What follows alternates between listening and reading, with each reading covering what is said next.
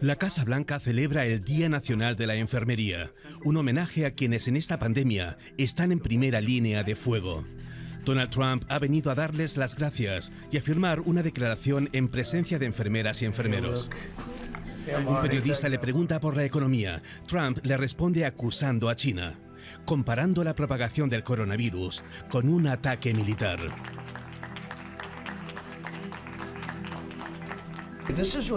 Este es el peor ataque que hemos sufrido, peor que el de Pearl Harbor y peor que el de las Torres Gemelas.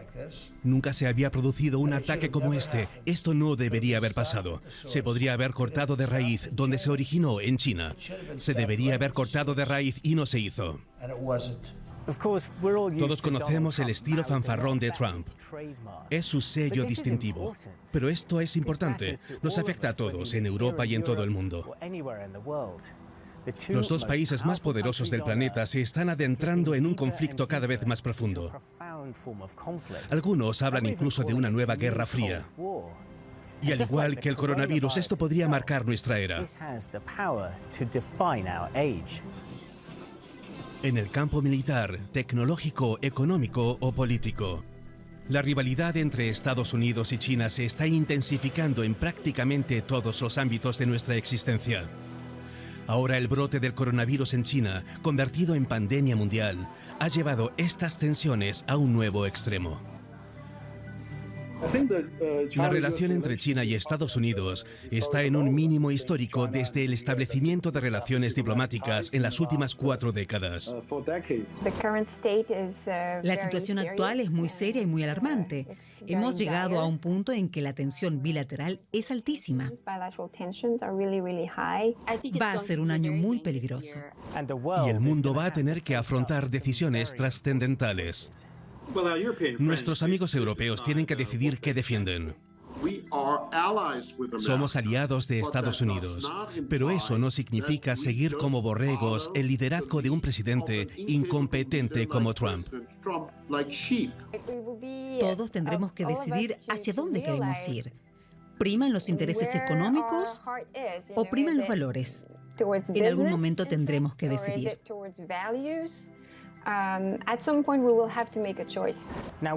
Es muy importante subrayar aquí que el conflicto entre los Estados Unidos y China no es solo por el coronavirus. La pandemia que estamos viviendo parece que lo eclipsa todo. Es como si tuviéramos que empezar de cero en todos los ámbitos. Pero estas tensiones entre Estados Unidos y China tienen un origen mucho más profundo. Por eso no vamos a analizar solo lo que está ocurriendo ahora, sino que vamos a investigar el trasfondo del conflicto y lo que está por venir. ¿Estamos al borde de una nueva guerra fría?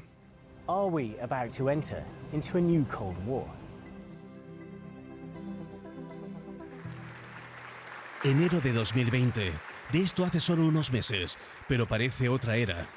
Donald Trump asistía al Foro Económico Mundial de Davos y elogiaba su relación con el presidente chino Xi Jinping. Nuestra relación con China ahora mismo probablemente nunca ha sido mejor. Pasamos un bache muy duro, pero nunca ha sido mejor. Mi relación con el presidente Xi es extraordinaria. Él defiende China y yo Estados Unidos, pero aparte de eso, nos queremos. Un Donald Trump optimista tras firmar la llamada fase 1 del acuerdo comercial con China. Con ella se rebajaban las tensiones de una larga disputa iniciada por Trump. Incluso en febrero, en plena propagación del coronavirus, Trump seguía elogiando a Xi Jinping. China está haciendo un gran esfuerzo. Anoche tuve una charla muy positiva con Xi Jinping. Hablamos principalmente del coronavirus. Están haciendo un gran esfuerzo y lo están manejando de forma muy profesional. Pero poco después, el virus se ensañó con Estados Unidos. Nueva York se convirtió en uno de los epicentros de la pandemia y a Trump le llovieron las críticas por su mala gestión. Al mismo tiempo empezaba a saberse que China había ocultado el brote durante semanas, perdiendo un tiempo crucial que podría haber salvado vidas. Y se comenzaba a especular con que el virus había salido de un laboratorio de Wuhan. Cuando aumenta la presión política sobre Trump, el presidente estadounidense acusa a China de ser la responsable de la crisis del coronavirus. China debería rendir cuentas por lo que ha hecho. Han hecho mucho daño al mundo, también a sí mismos, pero han hecho mucho daño al mundo. La campaña electoral se acerca y grupos adeptos a Trump lanzan anuncios en los que atacan a China y vinculan a Pekín con Joe Biden. El mensaje: no nos culpen a nosotros de lo que está pasando, culpen a China. Una estrategia que parece resultar. Casi un 70% de los estadounidenses tiene una visión negativa de China, una cifra que se ha disparado en los últimos años.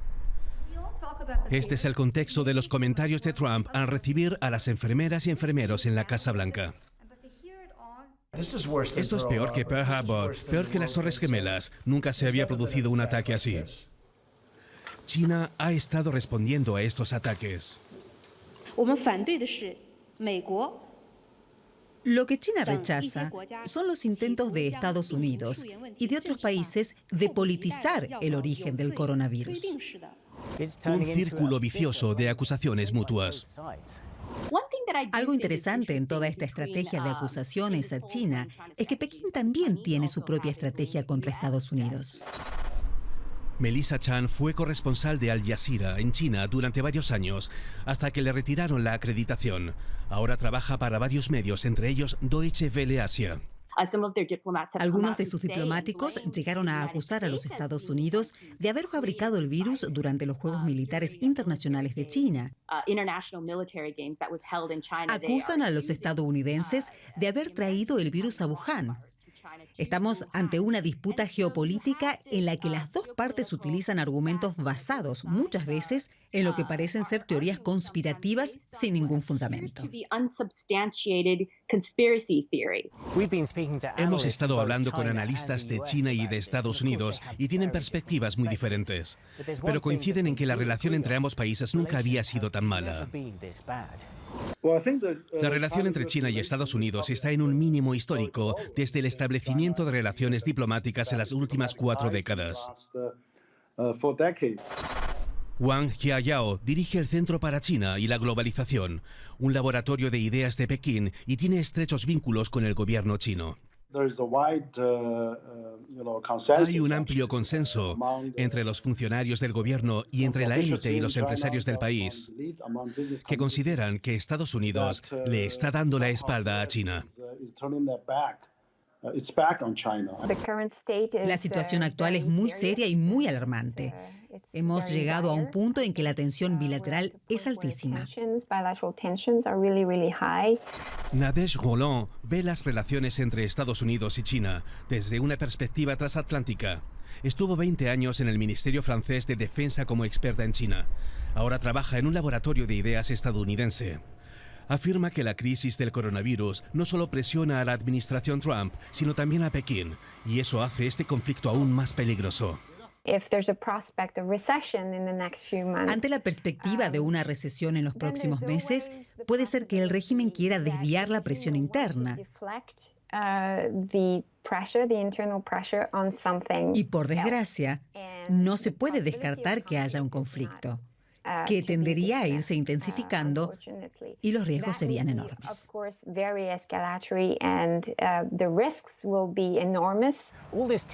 Toda esta tensión va mucho más allá del mero cruce de declaraciones o de tweets.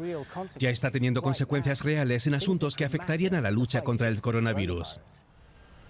Estados Unidos ha cortado la financiación a la OMS tras acusarla de favorecer a Pekín. Un movimiento drástico y un ejemplo de cómo el gobierno de Trump ha roto con el tradicional liderazgo mundial de Estados Unidos ante crisis como esta. La última pandemia que tuvimos fue la del ébola en África. Entonces, Estados Unidos asumió el liderazgo internacional, coordinando los esfuerzos para combatir el ébola. Reinhard Bütikofer es diputado alemán del Parlamento Europeo, donde dirige una delegación para las relaciones con China. Hoy Washington ni siquiera intenta mostrar liderazgo. China lo ve, todo el mundo lo ve, y China intenta sacarle partido. La pandemia ha puesto en evidencia que se depende de China para conseguir material sanitario. Esto ha alimentado un debate sobre un cambio de estrategia, desacoplando la economía estadounidense de sus fuertes lazos con China. Y Donald Trump ha estado azuzando este debate.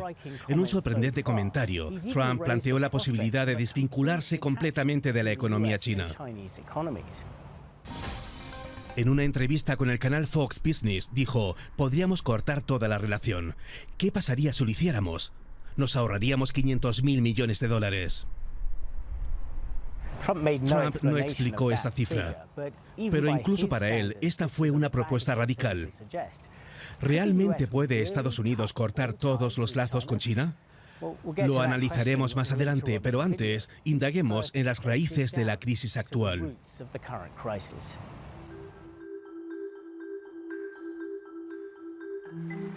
La historia empieza 40 años atrás con este hombre, Deng Xiaoping. Ascendió al poder en Pekín tras la muerte de Mao Zedong a finales de los años 70 y empezó a desarrollar una economía víctima de décadas de experimentos comunistas. Durante el tiempo que estuvo en el poder, Xiaoping otorgó un papel secundario a la política exterior. Creo que Deng Xiaoping pasará a la historia como una de las figuras extraordinarias del siglo XX. El ex primer ministro australiano Kevin Rudd recuerda esa época. Trabajó en la embajada australiana en Pekín en los 80. Recogió la ruina maoísta que era la China de la Revolución Cultural y tras lograr expulsar a los ideólogos maoístas del Partido Comunista, puso en marcha una política económica basada en el pragmatismo a nivel nacional e internacional que disparó el crecimiento económico del país. El desarrollo económico no supuso el fin de la represión. En 1989, el mundo condenaba la masacre en la plaza de Tiananmen. Era el fin de la era de Deng Xiaoping. Pero la economía china continuó creciendo y a ello se añadió la devolución de Hong Kong por parte de los británicos en 1997, lo que significó un considerable impulso económico a nivel mundial. El siglo XXI está siendo la increíble historia de la transformación de China en una superpotencia. Pero lo realmente interesante es que si observamos los últimos 20 años, China ha ido de hito en hito y Estados Unidos de tropezón en tropezón.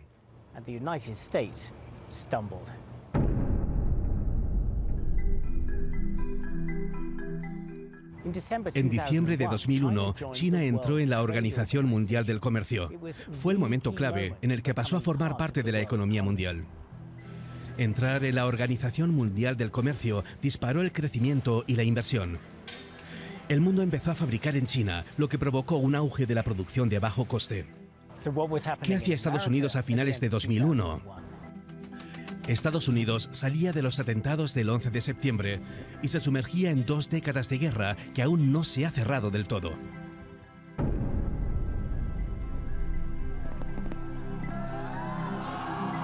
En agosto de 2008, China ganaba un protagonismo sin precedentes con los Juegos Olímpicos de Pekín, una exhibición de la confianza que rezumaba el país. Solo 3 años después, se produjo la quiebra de Lehman Brothers, agudizando la peor crisis financiera desde la Gran Depresión. La economía global, pero especialmente la occidental, sufrieron un golpe durísimo. Y por primera vez, la economía china jugó un papel significativo en la recuperación a nivel mundial. En estos años que siguieron a la crisis financiera mundial, el equilibrio de poder entre Estados Unidos y China empezó a cambiar sigilosa pero significativamente. La economía estadounidense atravesaba un momento crítico y el gobierno adquiría préstamos millonarios para mantenerla a flote. China jugó aquí también un papel. 3 años después de la quiebra de Lehman Brothers, China había más que duplicado su tenencia de deuda estadounidense y se convertía en el mayor prestamista extranjero de Washington, superando el $1 billón. Hasta algunas de las historias de éxito estadounidenses llevaban ADN chino. El iPod, el iPhone, por ejemplo, se manufacturaban en las fábricas más sofisticadas de China.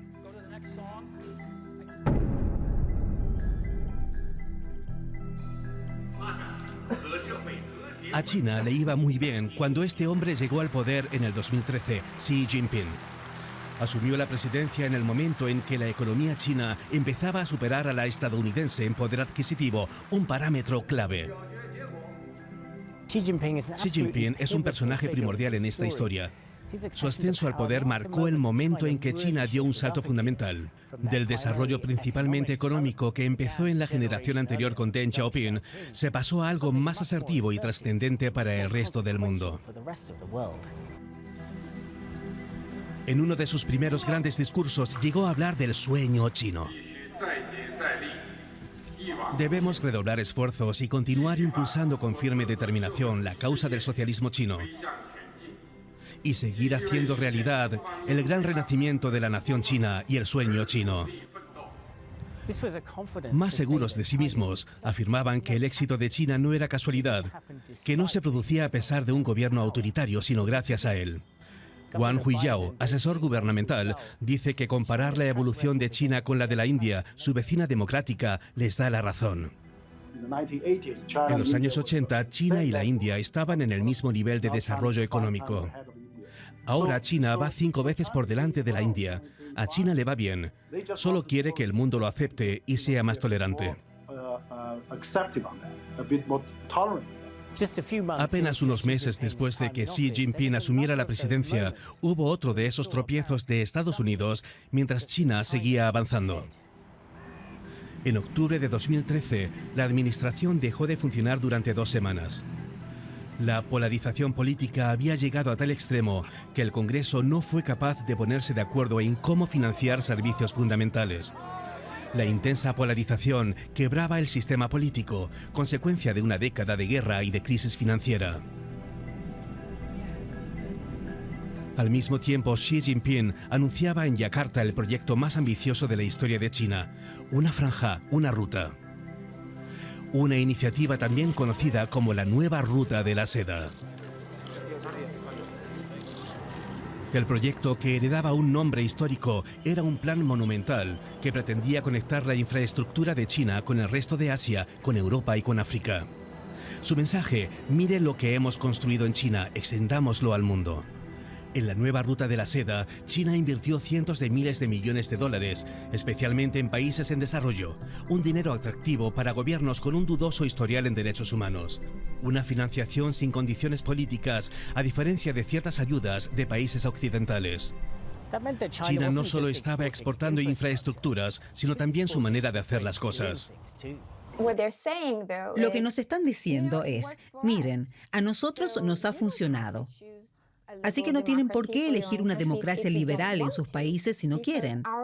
Porque nuestro caso demuestra que pueden ser como nosotros y puede irles bien también. Y no solo eso, sino que gracias a la Nueva Ruta de la Seda, China va a poder ayudarles a crecer económicamente mediante préstamos o inversiones. Y no vamos a revisar su historial político, ni el estado de los derechos humanos en su país, ni la transparencia, ni el nivel de anticorrupción de su país. Eso no nos interesa. Or your transparency or your anti-corruption levels in your own country. We're not interested in that. Y ese mensaje ha encontrado numerosos adeptos durante los últimos 7 años. Más de 100 países se han unido a la iniciativa de un modo u otro. Se está creando un bloque cada vez más extenso de países que se han vuelto muy dependientes de China para crecer y desarrollarse económicamente. Se podría llamar su esfera de influencia. China quiere atraer a su órbita a países más pequeños y débiles y crear una especie de esfera de influencia sinocéntrica. Lo que China quiere de esos países es un cierto nivel de respeto y deferencia. Pero esta deferencia y este respeto no son simbólicos. Tiene implicaciones reales y concretas.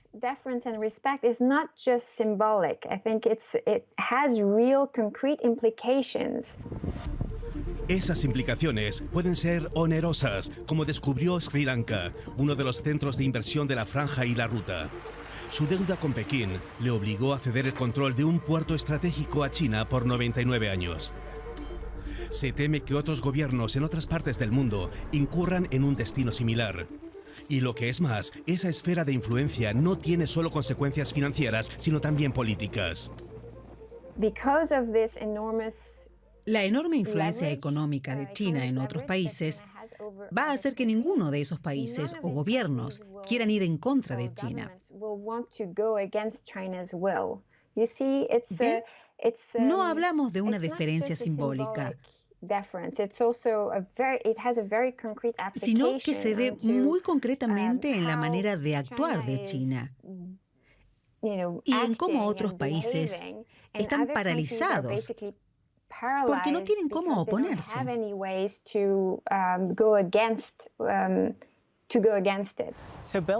Para China, la iniciativa de la Franja y la Ruta es una enorme fuente de poder e influencia en los países en desarrollo. Pero miremos de nuevo el mapa, porque no solo hay países en desarrollo. En 2019, 3 países europeos, Italia, Grecia y Portugal, se unieron al proyecto. Xi Jinping fue recibido con todos los honores durante su gira por las capitales de sus nuevos socios, países que aún se resienten de la crisis financiera del 2008 y que tras el desplome económico provocado por la pandemia necesitan más que nunca fuentes de crecimiento. Estos países están en la Unión Europea y en la OTAN. Son miembros clave de la Alianza Occidental y ahora están estrechando lazos con China. Las incursiones de China en Europa no terminan ahí.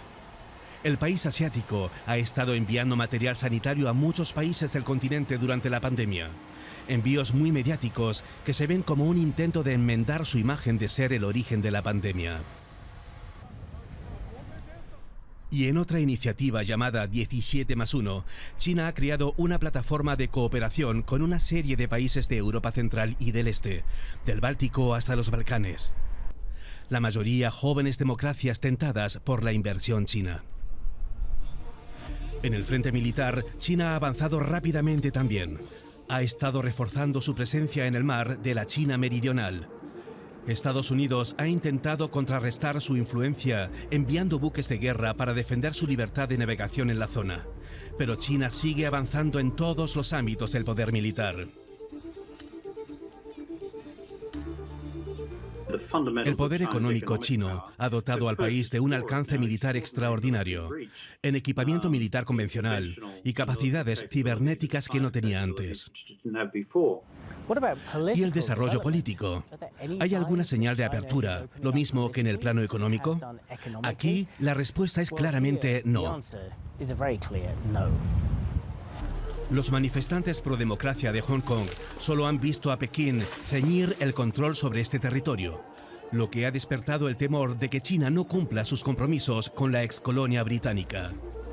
Y en la región occidental de Xinjiang, la minoría musulmana uigur está sufriendo una represión de magnitudes épicas. Nada menos que 1 millón de personas están encerradas en campos de reeducación. Deutsche Welle ha informado sobre los abusos sistemáticos destapados a través de filtraciones. Lejos de abrir políticamente el país, Xi Jinping ha reforzado el sistema autoritario chino y ha consolidado su propio poder, eliminando limitaciones para poder gobernar de por vida.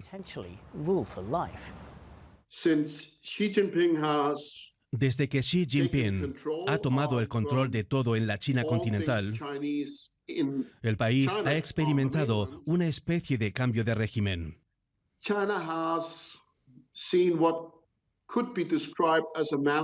Ha desaparecido el liderazgo colectivo, el límite de mandatos presidenciales, un cierto nivel mínimo de, no quiero decir de libertad, pero de permitir que la sociedad civil encuentre nichos en los que pueda jugar un papel activo.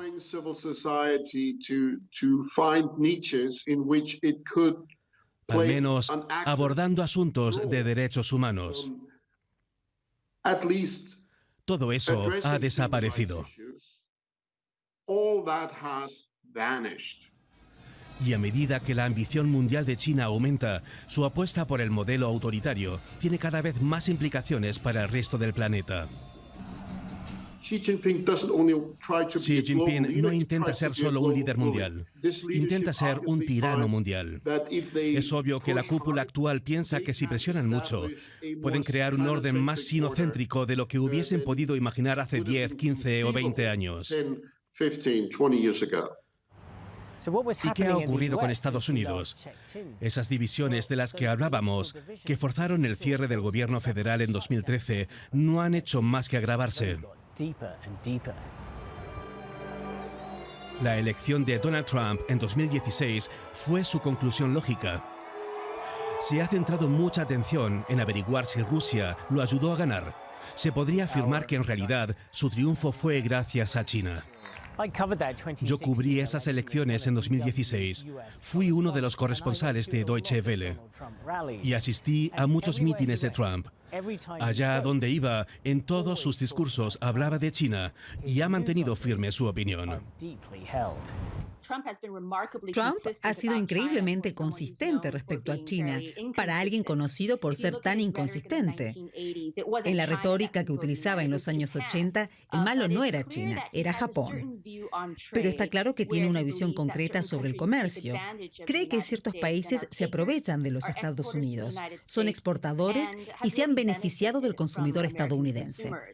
Y con China, lo que ha hecho ha sido extrapolar esa visión de los 80 cuando hablaba de Japón e incorporarla a su discurso sobre China. Eso se vio en la campaña electoral en 2016. Así que puede hacer referencia al pasado histórico y decir, ya se lo advertí, tenemos que ser duros con China. No es de extrañar, por lo tanto, que la guerra comercial con China sea uno de los aspectos que ha definido hasta ahora la presidencia de Trump. Revisemos cómo estaban las cosas cuando estalló el coronavirus. En los últimos 7 años con Xi Jinping, China se ha convertido en una indiscutida superpotencia económica, con una esfera global de influencia económica y política, mientras crece su poder militar. Y lejos de recular en su creencia en el autoritarismo, opina que se ha demostrado que funciona. China presenta ese éxito como modelo para el mundo. Un modelo basado en la idea de que no hace falta democracia para progresar. Mientras en Estados Unidos los años de guerra, el colapso financiero y la crisis política han culminado en la elección de Donald Trump, quien ha hecho de la lucha contra China su misión.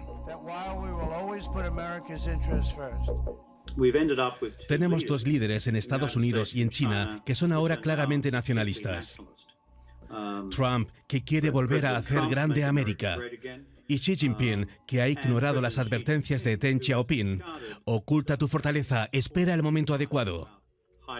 Por eso, la dinámica de estos 2 líderes ha agudizado aún más los factores en juego. Si nos fijamos en algunos miembros de la administración Trump, en Mike Pompeo, por ejemplo, vemos que se tiende al enfrentamiento.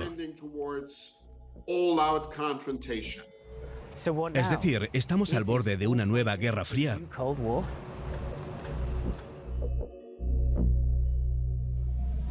Noviembre de 2018, ataque en Karachi, Pakistán. El objetivo, el consulado chino en la ciudad.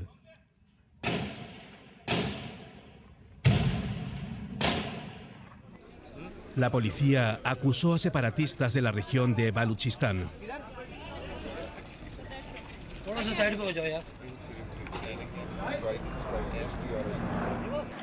En la costa, China está desarrollando uno de los proyectos más importantes de la nueva ruta de la seda, un complejo portuario en la ciudad de Gwadar, que se ha visto convertido en blanco de ataques. Gwadar es absolutamente crucial para China, pues supone presencia directa en el mar Arábigo y conexión con Kashgar, en la región china de Xinjiang. ¿Por qué les hablamos de estos ataques en Pakistán? Piénsenlo. Nos hemos estado refiriendo a la iniciativa de la Franja y la Ruta como proyecto económico y político. Pero cuantos más activos tenga China en el mundo, más querrá protegerlos. Y aquí es donde entra la dimensión militar. Nadège Roland lo explica. Están estudiando diferentes formas de gestionar esos riesgos. Por ejemplo, en el caso de Pakistán, han subcontratado al ejército pakistaní, a sus fuerzas militares, para proteger expresamente el corredor económico entre China y Pakistán. Así que tenemos a miles de soldados pakistaníes dedicados a salvaguardar a los trabajadores chinos y los proyectos a lo largo de ese corredor. Tenemos ya a China subcontratando a una división especial del ejército pakistaní. Y de cara al futuro, el ex primer ministro australiano Kevin Rudd prevé que el ejército chino tendrá un papel cada vez más activo en la defensa de la nueva ruta de la seda. Ahora habrá que estar muy atentos a los Estados miembros de la nueva ruta de la seda y vigilar hasta qué punto China militariza esas relaciones. Por ejemplo, en el sudeste asiático y en el llamado Collar de Perlas, una cadena estratégica de bases marítimas en los estados del Océano Índico, Sri Lanka y Bangladesh, pero también en Pakistán, y podría ser asimismo en Irán y en Djibouti, en el Mar Rojo, donde China está empezando a desplegar buques y aviones. Y esos son los puntos estratégicos donde la nueva ruta de la seda podría convertirse en escenario de una nueva guerra fría con los Estados Unidos. En estas circunstancias, si empezamos a ver un retroceso estadounidense en estos terceros países, no faltará mucho para que pasemos del cisma diplomático que está aflorando actualmente a un cisma de rasgos más militares. Parece haber muchas similitudes con la Guerra Fría entre Estados Unidos y la Unión Soviética, pero hay una diferencia fundamental. En la Guerra Fría del siglo XX apenas existían relaciones entre la economía de Estados Unidos y la de la Unión Soviética, mientras que en el siglo XXI, Washington y Pekín hacen muchos negocios. El nombre que le pongo yo a la relación entre Estados Unidos y China y al futuro orden después del coronavirus es el de Guerra Fría 1.5. Y he elegido este término porque la diferencia fundamental entre la última Guerra Fría con la Unión Soviética y el distanciamiento actual con China es el nivel de interconexión económica entre China y Estados Unidos. Esa interconexión, ya sea en la producción de iPhones o en prácticamente todo tipo de bienes y servicios, ha sido un factor económico clave en las 2 últimas décadas. Desacoplar esas economías sería un desastre monumental para ambas partes. Hay 70.000 empresas estadounidenses en China en enero, algunas con una facturación de $100.000 millones anuales. Por ejemplo, General Motors vende más autos en China que en Estados Unidos, y China es el mayor mercado de Apple fuera de los Estados Unidos. Desacoplar eso no es tan fácil. Pero sí se está produciendo un cierto desacoplamiento. Estados Unidos ha prohibido a sus empresas trabajar con Huawei, el gigante chino de las comunicaciones 5G.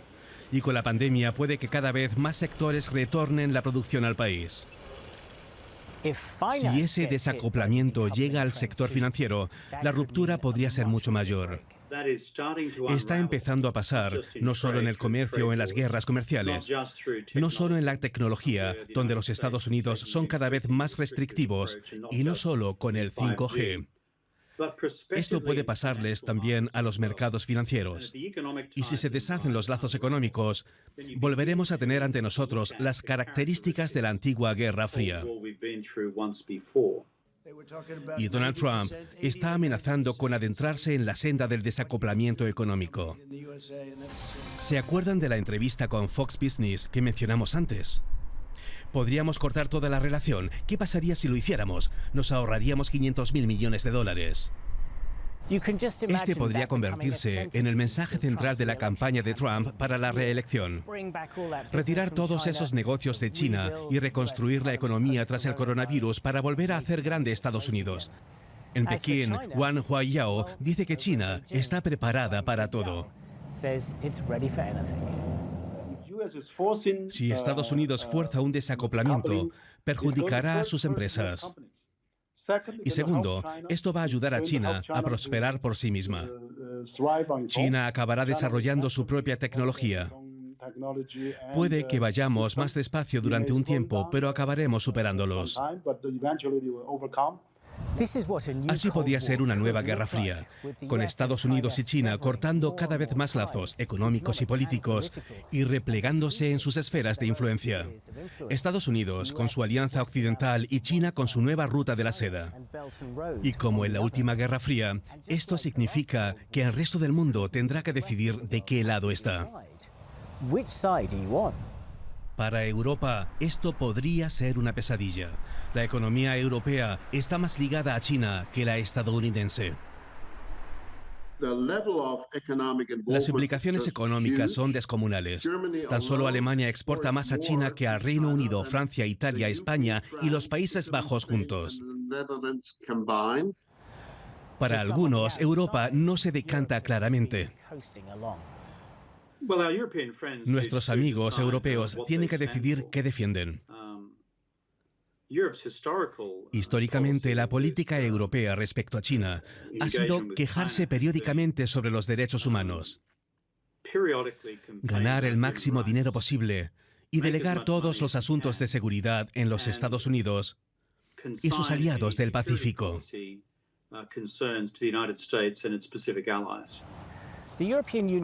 La Unión Europea ha empezado a endurecer el tono hacia China.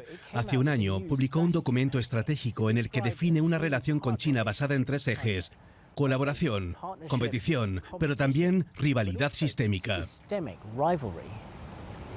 Ambas partes habían estado preparando una importante cumbre sobre inversión entre Europa y China para este año. En ella, Europa quería exigir mayor igualdad de condiciones para las empresas europeas que operan en China. Esa cumbre ha sido aplazada a causa de la pandemia. Y hay dudas sobre cuán dura será Europa con China. Respecto a Huawei, la Unión Europea no ha implementado como Estados Unidos ninguna prohibición. Solo ha recomendado a los Estados miembros limitar el acceso a las partes más críticas de la red 5G.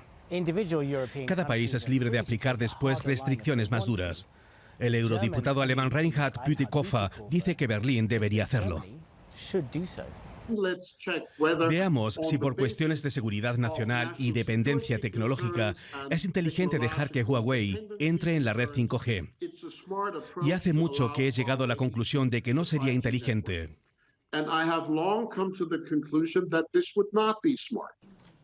Pero el gigante Huawei sigue intentando cortejar a Europa, anunciando la apertura en Francia de una fábrica de componentes 5G.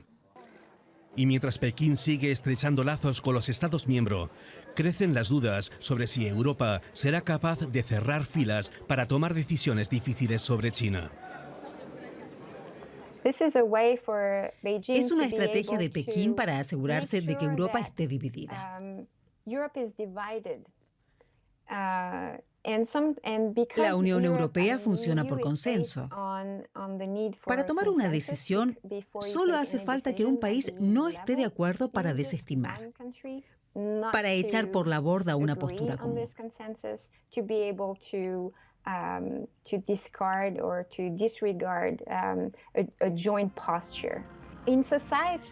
En las sociedades y en los países en los que no nos hemos recuperado plenamente de las consecuencias de la crisis financiera de 2008-2009, estas oportunidades económicas que China está poniendo sobre la mesa pueden ser vitales.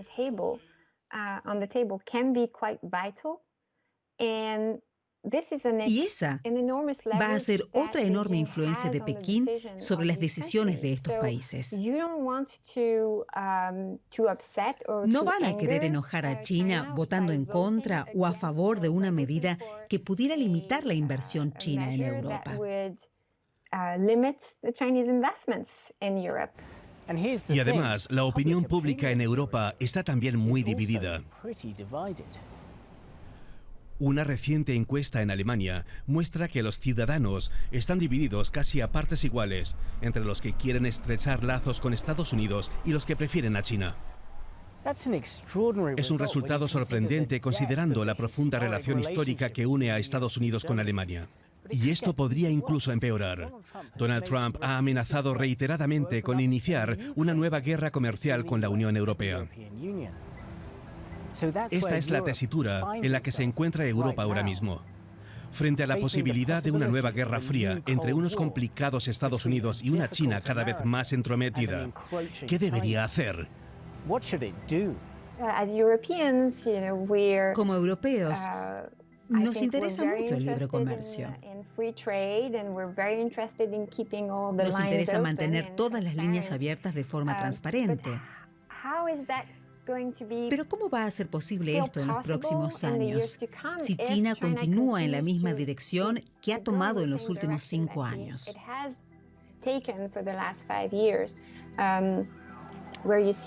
Hemos visto un aumento del control, de la represión, de las agresiones.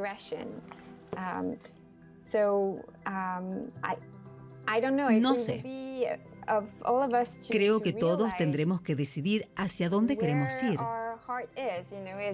¿Priman los intereses económicos o priman los valores? En algún momento tendremos que decidir. Estoy convencida de ello.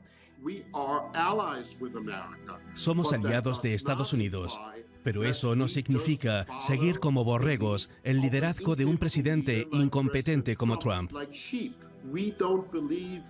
Nosotros no creemos en reestructurar el orden internacional bajo el viejo paradigma del enfrentamiento entre potencias. Como europeos, insistimos en afrontar las relaciones internacionales en el marco de la legalidad, del derecho internacional y del multilateralismo.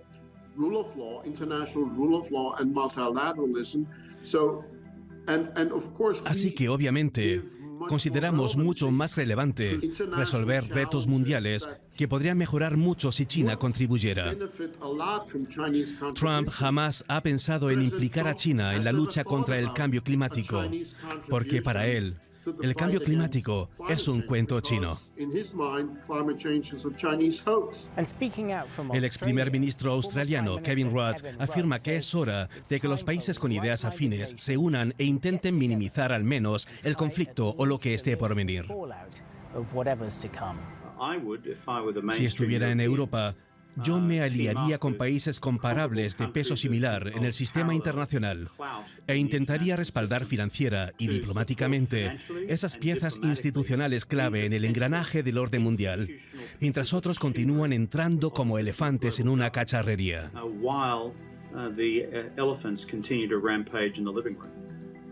Esto ya está pasando en parte. La Unión Europea lanzó una campaña de recaudación de fondos para hallar una vacuna contra el coronavirus. China solo envió a un representante y Estados Unidos ni siquiera participó. Pero Kevin Rudd asegura que es esencial mantener viva la cooperación multilateral, aunque sea con respiración artificial. Ya sea manteniendo a flote y en funcionamiento las instituciones globales hasta que recuperemos alguna forma de equilibrio estratégico con China y los Estados Unidos, o bien acordando una nueva era de distensión que defina las áreas afectadas por la Guerra Fría y las que no lo están. Este es el nuevo mundo que asoma por el horizonte. Un mundo redefinido no solo por el coronavirus, sino por un nuevo tipo de Guerra Fría.